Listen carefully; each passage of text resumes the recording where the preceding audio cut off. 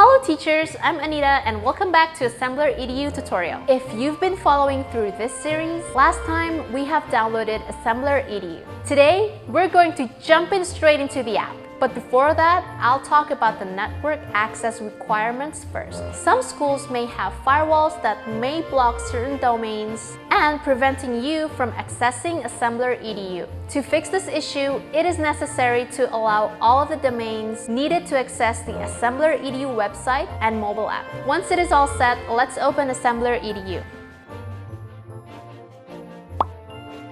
You will be asked to pick a preferred language. I'll choose English for now.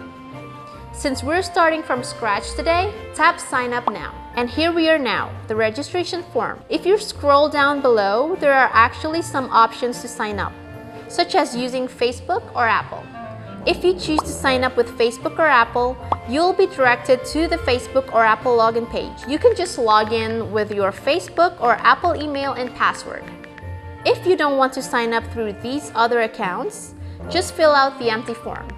Enter your full name, email address, the username that you want. A username must be lowercase and without spaces, by the way.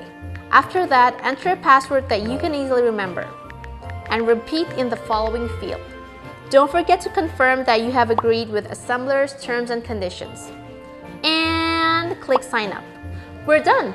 Now you're able to access Assemblr EDU's homepage. So quick, isn't it? In the next episode, we will continue to explore the lessons inside the app. Stay tuned to these tutorial series and I'll see you soon. Bye-bye!